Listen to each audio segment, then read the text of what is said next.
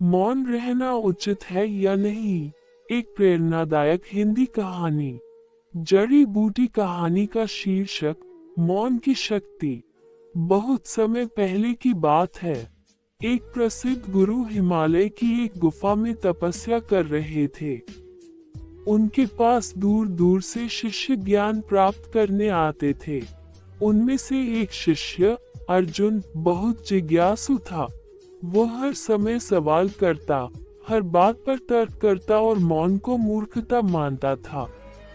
एक दिन अर्जुन ने गुरु से पूछा, गुरुदेव, आप अक्सर मौन रहते हैं, क्या यह उचित है?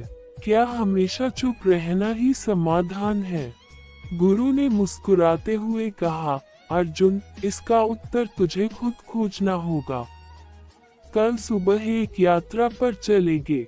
अगले दिन सुबह सुबह गुरु और अर्जुन चल पड़े। वे एक गांव पहुंचे, जहां एक वृद्ध महिला अपने बेटे की मृत्यु पर जोर जोर से विलाप कर रही थी।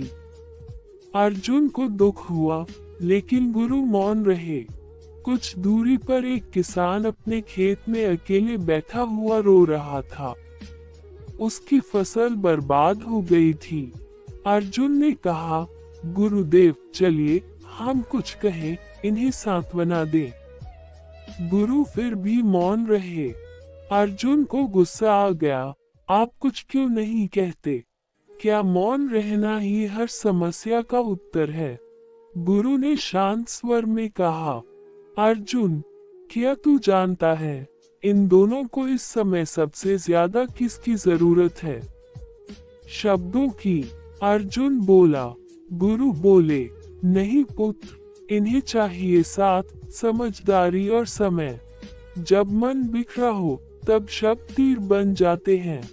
मौन उस समय मरहम का काम करता है। फिर गुरु ने एक बात कही, जिसने अर्जुन को अंदर तक झकझोर दिया। जब मन व्यथित हो, तब मौन करुणा बन जाता है। जब क्रोध आए, तब मौन संयम बन जाता है। जब कोई कुछ न समझे, तब मौन ज्ञान बन जाता है। मौन केवल चुप रहना नहीं, एक उच्च अवस्था है। अर्जुन अब मौन की गहराई को समझ चुका था। चेरी ब्लॉसम कहानी से सीख। मौन रहना हर परिस्थिति में उचित नहीं होता, लेकिन कुछ समय मौन रहना विचारों को साफ करता है, क्रोध को शांत करता है और आत्मा को गहराई देता है।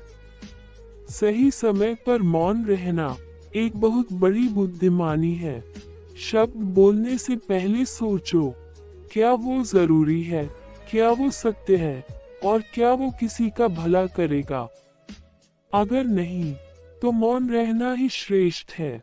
अगर आप चाहें तो मैं इस कहानी का चित्र या वीडियो भी बना सकता हूँ।